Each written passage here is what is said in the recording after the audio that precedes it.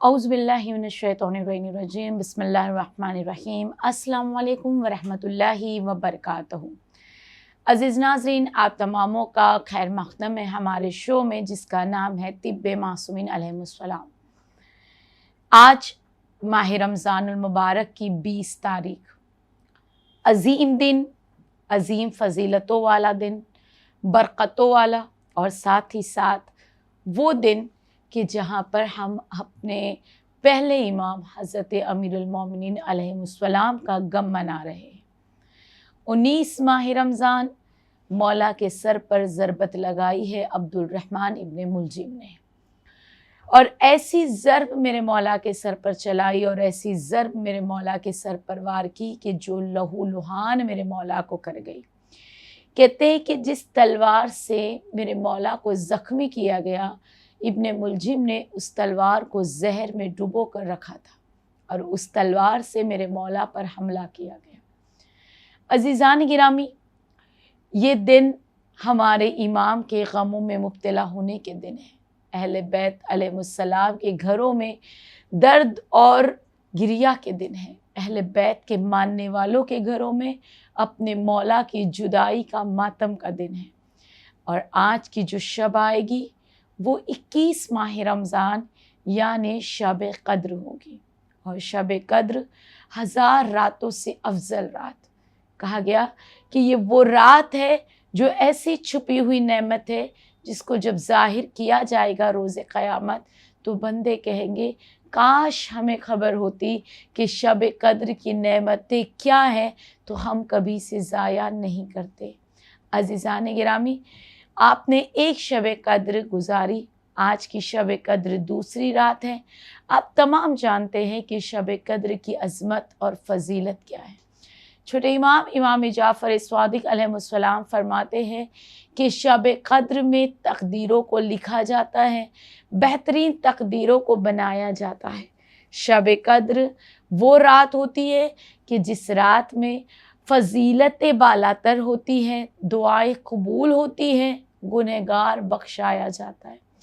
इस रात की एक फ़जीलत ये भी बयान की गई है कि शब कद्र को सूरे कद्र की तिलावत करनी चाहिए। हज़रत रसूल खुदा सल्लल्लाहु अलैहि वसल्लम फरमाते हैं जो शब कद्र में सूरे कद्र की तिलावत करता है, खुदा उनकी तकलीफ़ और उनके गुनाहों को इसी रात में माफ़ करके उन्हें पाक व ताहिर बना देता है।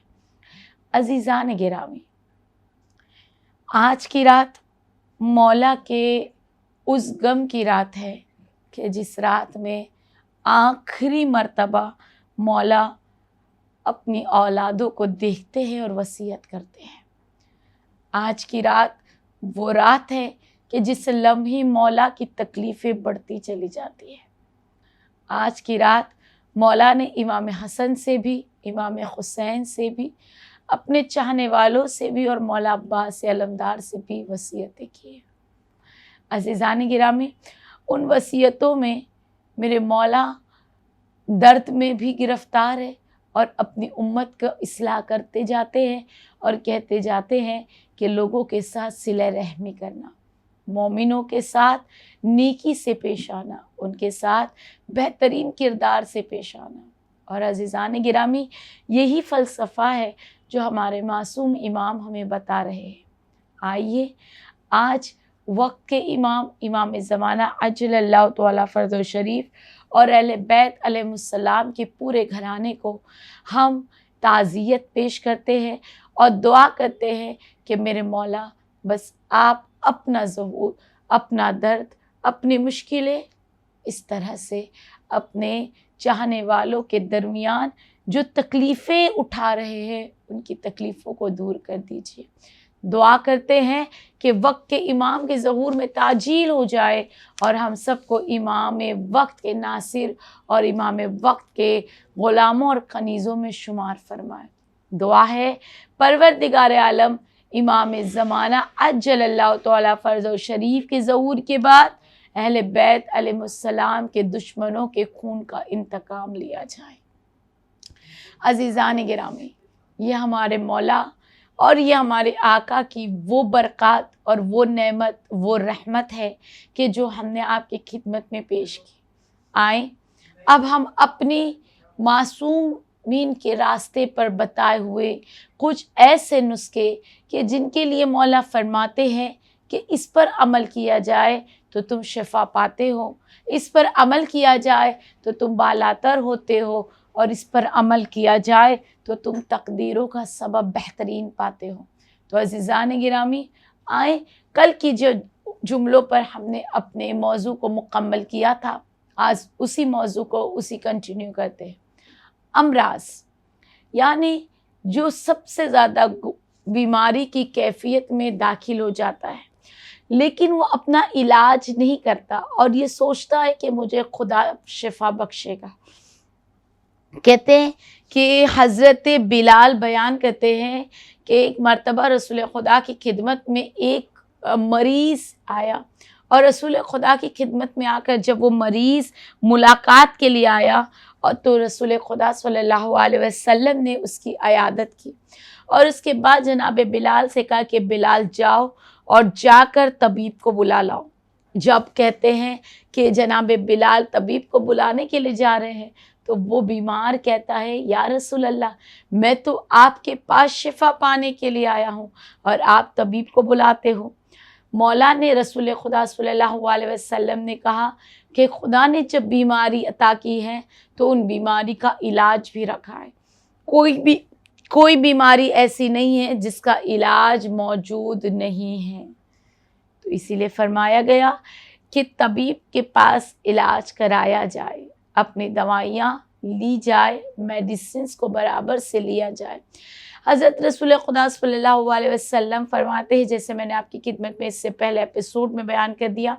کہ جب کوئی میڈیسنز لیتا ہے، جب کوئی دوائیاں لیتا ہے تو خدا ان دوائیوں میں ان کے لیے شفا قرار دیتا ہے۔ اور بیان کیا گیا کہ ایسی بیماری کہ جن کا علاج طبیبوں کے پاس نہیں ہوتا، خداوند عالم ان بیماریوں کی شفا خود اپنی جانب سے عنایت کرتا ہے۔ تو عزیزان گرامی، ہمارا سب سے پہلا فریضہ یہ ہے کہ ہم بیماریوں سے بچنے کی کوشش کریں، اور کوشش کریں کہ ہم جب بیمار ہو جائے تو اس وقت ہم اس کا بہترین علاج کریں۔ اس کے بعد حضرت رسول خدا ختم مرتبہ صلی اللہ علیہ وسلم فرماتے ہیں، مرض کا علاج یعنی اگر جو بیمار مریض ہے، مرض کا علاج کرنا سنت رسول ہے، اور سنت رسول اس لیے قرار دیا گیا ہے کہ یہ پیغمبروں کی سنت ہے کہ جب ایک پیغمبر بھی بیمار ہو جایا کرتے تھے، جو بھی نبی بیمار ہو جایا کرتے تھے، وہ اپنا علاج پہلے کروایا کرتے تھے۔ اور اسی لیے حضرت چھوٹے امام جعفر صادق علیہ السلام فرماتے ہیں کہ پیغمبروں میں سے بھی اگر کوئی بیمار ہو جاتا تو وہ اپنا علاج سب سے پہلے کرواتے تھے، اور اپنی امت کو بھی یہی درس دیتے تھے کہ بیماری کے بعد شفا کے لیے علاج ضروری ہے۔ عزیزان گرامی،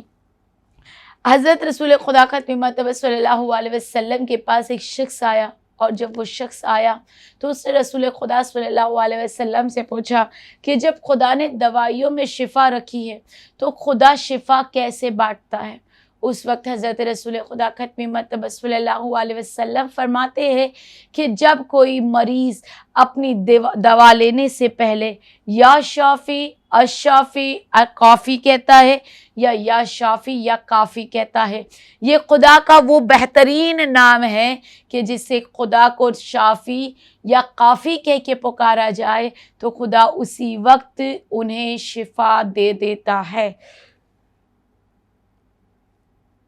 حضرت رسول خدا صلی اللہ علیہ وسلم فرماتے ہیں کہ اپنی بیماریوں کا علاج جو ہے وہ صدقے سے کیا کرے۔ صدقہ سب سے بڑا بہترین علاج ہے کہ جب بیمار انسان ہو جائے تو اس کو ضروری ہے کہ سب سے پہلے صدقہ خیرات کیا کرے۔ اسی لیے حضرت رسول خدا صلی اللہ علیہ وسلم جب امام حسن اور امام حسین بیمار ہو جایا کرتے تھے تو امام حسن اور امام حسین کا صدقہ نکال کر رسول خدا عطا کیا کرتے تھے، اور اس کے بعد رسول خدا اپنے بچوں کے لیے بیماری کا علاج کیا کرتے تھے اور وہ اسی وقت شفا پاتے تھے۔ اور اسی لیے رسول خدا ختم مرتبہ فرماتے ہیں صدقہ بہترین علاج ہے بیماریوں کا۔ اور اس کے بعد بیان کرتے ہیں رسول خدا کہ جو سب سے زیادہ صدقہ دیتا ہے ذلت اور گمراہی سے بچ جاتا ہے، کوئی اس کی عزت کو ذلت میں تبدیل نہیں کر پاتا۔ تو عزیزان گرامی، ہمارا بھی یہی فریضہ ہے کہ ہم معصومین علیہ السلام کے بتائے ہوئے راستوں پر عمل کریں۔ جب صدقے کی بات نکلی ہے تو یہاں پر مجھے ایک جملہ کہنا میرے لیے ضروری ہے۔ آج کی رات شب قدر کی رات، کہا گیا ہے کہ شب قدر میں اعمال شب قدر کو انجام دینے سے پہلے صدقہ خیرات ضرور کرے، اعمال کی قبولیت کا سبب رکھتی ہے۔ اعمال کے شروع ہونے سے پہلے جو صدقہ دے دیتا ہے، خداوند عالم ان کی اعمال کو قبول کرتا ہے، ان کی دعاؤں کو قبول کرتا ہے، ان کی مشکلوں کو آسان کرتا ہے۔ عزیزان گرامی، ساتویں امام موسیٰ کاظم علیہ السلام فرماتے ہیں کہ جب کوئی مریض اپنی بیماری کا علاج کرنا چاہتا ہے تو اس کو چاہیے کہ سب سے پہلے صدقہ دے، صدقہ دینے کے بعد مریض اپنی دوائیوں کا استعمال کرے۔ کہا گیا کہ جب وہ دوائی کھائے گا اور صدقہ دے کر دوائی کھائے گا تو خداوند عالم اس میں 70% یعنی 70 گنا شفا جلدی کرتا ہے اسے دینے کی۔ تو عزیزان گرامی، ہمارا بھی یہی فریضہ ہے کہ ہم شفا حاصل کرنے کے لیے بتائے ہوئے معصومین علیہ السلام کے راستوں پر چلیں، بتائے ہوئے معصومین علیہ السلام کے راستوں پر عمل کریں، تاکہ ہماری صحت کی حفاظت ہم کر سکیں اور اپنی صحت کو بہترین بنا سکیں۔ عزیزان گرامی، کچھ سوالات ہم سے پوچھے گئے، جن سوالات کے جوابات دینا ہمارے لیے لازمی ہے۔ آپ کا تہ دل سے شکریہ کہ آپ ہم سے اپنے سوالات پوچھ رہے ہیں۔ کل ایک سوال یہ آیا ہے کہ اگر کوئی آنکھوں سے کم جسے نظر آتا ہے، اس کے لیے طب معصومین علیہ السلام میں علاج کیا ہے؟ عزیزان گرامی، انشاءاللہ کل کا ہمارا جو ایپیسوڈ آئے گا وہ آنکھوں کی نورانیت کو لے کر آئے گا اور آنکھوں کا بہترین علاج کیا ہے وہ لے کر آئے گا۔ لیکن جس نے ہم سے سوال پوچھا ہے ان کنیزان زہرا کو ہم یہ بتانا چاہتے ہیں کہ آنکھوں کا بہترین علاج جو بیان کیا گیا ہے وہ یہ کہا گیا ہے کہ آنکھوں کے اندر ٹھنڈا پانی کا ڈالنا آنکھوں سے سوجن کو کم کرتا ہے اور آنکھوں کے درد کو کم کرتا ہے۔ انشاءاللہ کل میں آپ کی خدمت میں پورا ایک ایپیسوڈ جو آنکھوں کا علاج لے کر آؤں گی اور وہ آپ کی خدمت میں پیش کیا جائے گا اور بتایا جائے گا کہ بہترین علاج آنکھوں کے لیے کیا ہے۔ ہم سے سوال پوچھنے والے نے یہ سوال پوچھا ہے کہ آنکھوں میں شدید جلن اور ایچنگ ہوتی ہے، یعنی کھجلی ہوتی ہے، اور جب ہم سو کر اٹھتے ہیں تو ہماری آنکھ سویل ہو جاتی ہے اور ہماری آنکھوں میں بہت زیادہ وزن لگتا ہے۔ اس کے لیے علاج معصومین علیہ السلام کے ذریعے کیا ہے؟ عزیزان گرامی، علاج بیان کر دوں، علاج بتانا ہے۔ کہا گیا کہ جب کسی کی نیند پوری نہیں ہوتی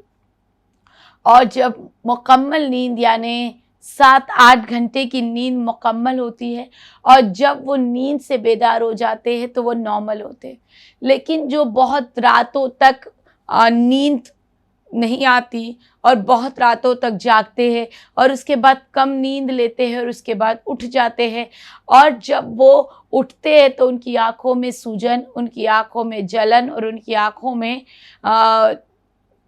ریڈشنس آ جاتی ہے، تو اس کا علاج یہ ہے کہ آپ نے اپنی آنکھوں میں ٹھنڈا پانی ڈالنا ہے اور آنکھوں کو اچھی طرح سے کھول کر ٹھنڈا پانی ڈالنا ہے۔ اور اس کے بعد کہا کہ آنکھوں کی جلن کم کرنے کے لیے امام رضا علیہ السلام فرماتے ہیں سرما لگانا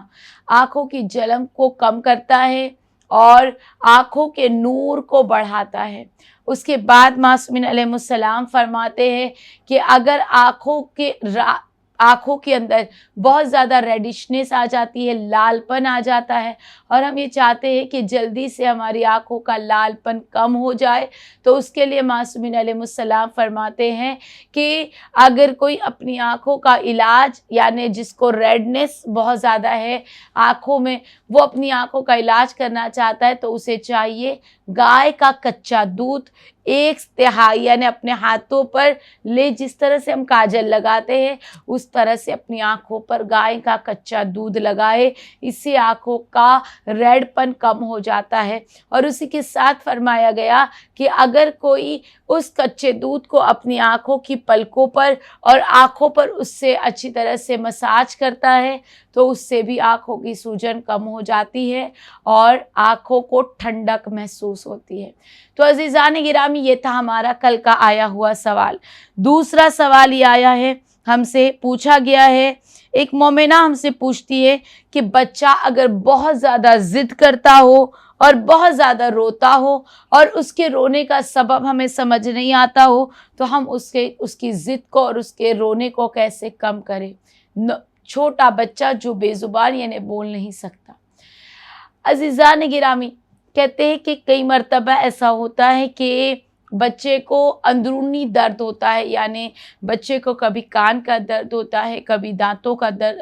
आँखों में दर्द, जलन हो रही होती है, या कभी बच्चे को